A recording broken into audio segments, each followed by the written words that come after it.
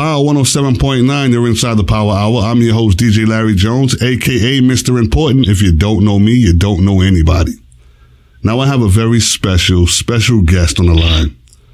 And believe me when I tell you, there's not enough kind words in the English dictionary for a proper introduction for this lady. So I'm just going to give it to you like this. Ladies and gentlemen, Miss Faith Evans. Hey. Faith, how are you? How you been doing? I'm pretty good. Just chilling in the backyard. Well, first off, I want to thank you for calling in. I'm a huge fan. Thank you. Okay, and I follow you on social media, and I have to say you look absolutely amazing. What's the secret? What are you doing? Well, I try to get my rest, number one. Right. I go to bed like at 8 o'clock. My friends call me Granny, but I wake up and work out at 4 a.m.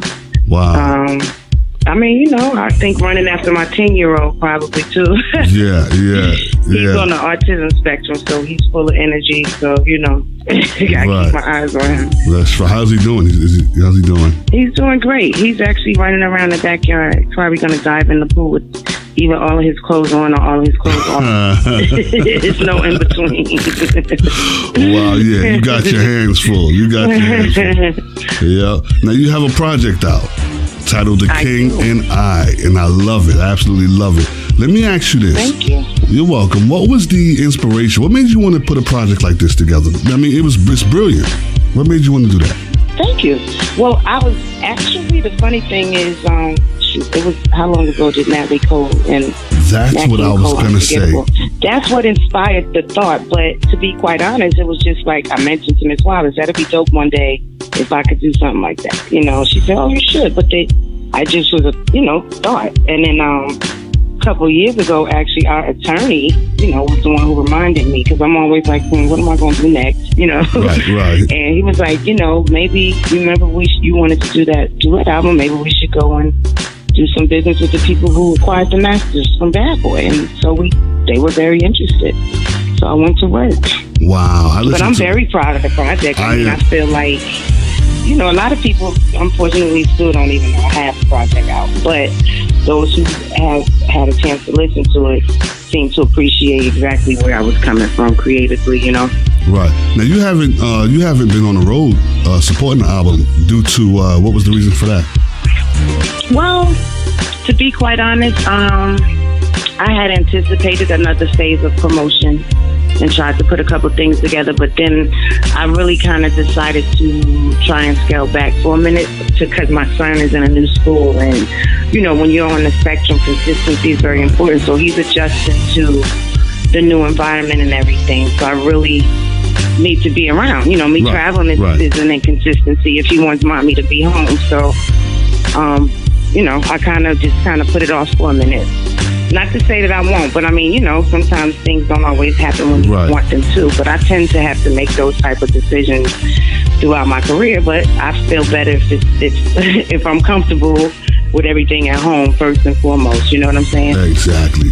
Now, like I said, I had a chance to listen to the whole thing, and I absolutely loved it. And I got to tell you this right here, and I think I mentioned it to you on social media. The interludes had me pretty choked up, especially the one where Big told Miss Wallace that he got married. That one, it kind of had me choked up. Take me back to that day, because out of all of the stories I heard you talk about, I really never heard you talk about the day that you guys got married. I mean, I may have missed it, you may have talked about it, but that day, because I hear he was pretty much a jokester. What went on during the travel to the Justice of the Peace? A lot of smoking, weed, a lot of jokes. I definitely was like, you sure you want to do this? But I was all in because we were in love. He definitely treated me like I was special, and for whatever that meant at that time, for me. And we fell in love pretty fast. We got married pretty quickly. I mean, although, just to make the correction, it's widely misreported and believed that it was 7 days or something like that. But it was actually around closer to 2 months, which isn't a long time, but it's longer than 7 days. Yeah. Now, obviously, all of the songs on the album have a special meaning for you. But if you can pick one song on there that really brings it home, that just says, you know what, every time you listen to it, it just touches you right there. Which song on the album would that be? Oh man, there's so many. I know. I like both the intro and the Billion intro. I like the outro. It was worth it. Legacy, One and the Same, the joint with Busta on it. Yeah, that was. Dang, I can't pick just one. The one with Kim, obviously. Yeah. Because that's just a monumental thing to me, and for us to be on the same record talking about him, and just to show that you can move on. It's no need to kind of hold grudges over stuff like that. Like, I moved on when he left this world, so Yeah. Now, you've worked with just about everybody in the business. Is there anybody that you would work with that you haven't worked with? Plenty of people. I mean, there's so many dope artists out there of the new generation, but obviously it's a whole different movement and sound in a lot of cases, but there's still good music and talented people out there. So I tend to work with mostly everybody that reaches out to me. Right. I've always wanted to work with Anita Baker, though. Oh, that would be a hot collaboration. But the wonderful thing is that she actually, I think she and I connected through Tyrese when I did a song with Tyrese, and she kind of reaches out to me occasionally just to say, you're dope, you're going to be here, you're one of the ones that'll still be around, and that means a lot to me. Like, I sang only her songs throughout high school as far as like the talent show circuit in school, and what I didn't sing in church and in the jazz band, it was like Anita Baker stuff. So she's certainly one of my favorites. Now, you know what? I can actually hear you redoing Rapture. I think you would kill that. That would be pretty hot. Yeah. You should think about that one, Rapture.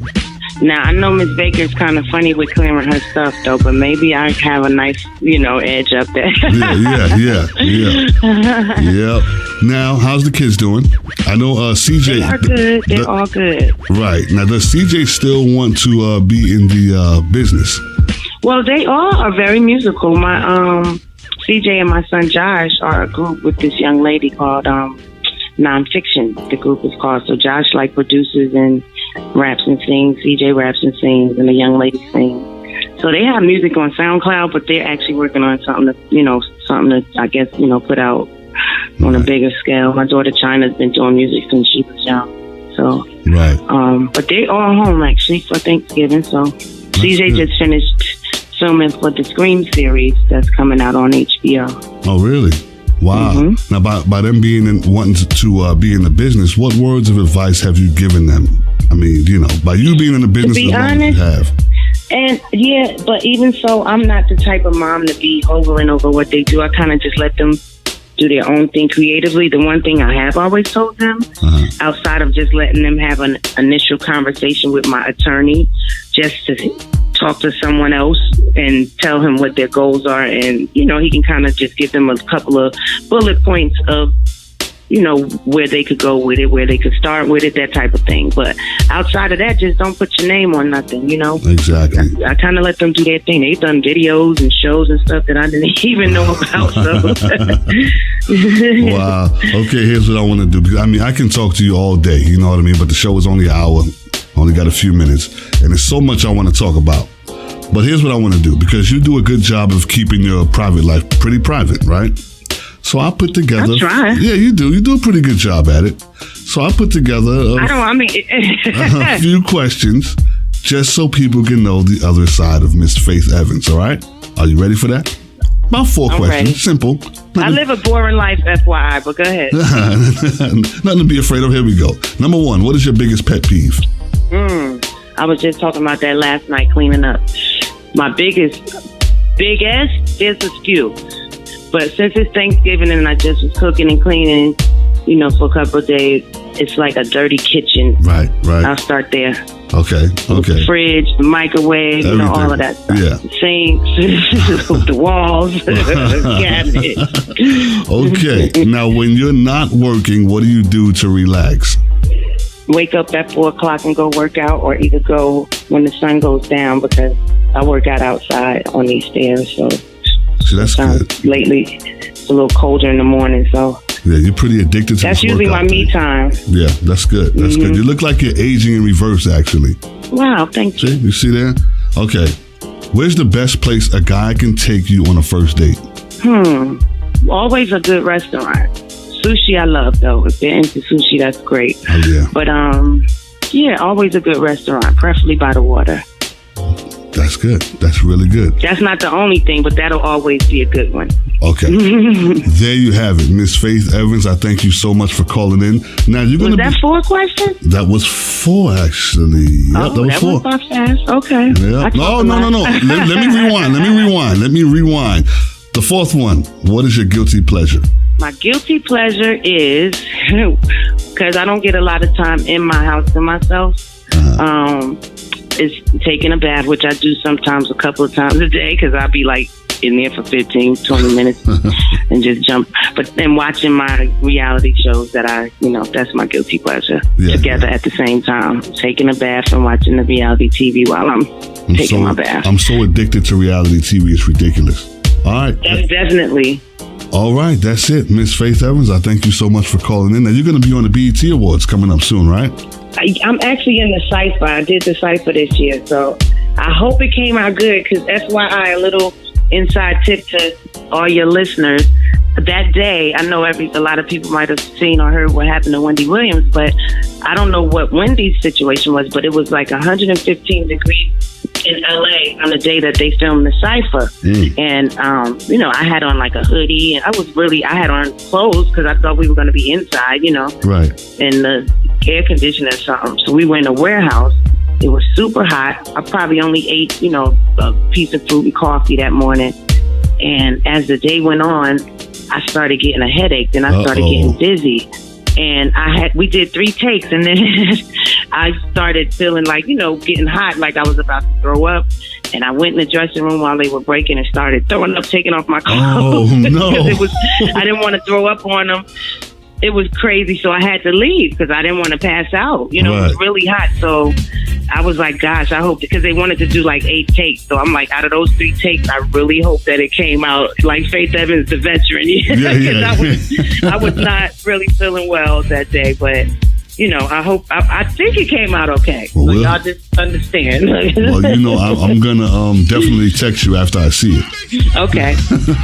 Well, there you have it. Miss Faith Evans. I probably won't watch it until I hear somebody say, no, it was good. No, I'm going to let you know. Yeah, I'm gonna definitely let you know. Yep. I thank you so much for calling in. All right. Don't be a stranger to the show. Thank you. My pleasure. Anytime. It's about time. I win. No problem at all. All right. All right. And we'll talk to you soon. Have a good one. You too. Bye-bye. Lock into the Power Hour every Friday night at 5 p.m. with DJ Larry Jones and Miss Tempest playing your favorite old school hip hop and R&B.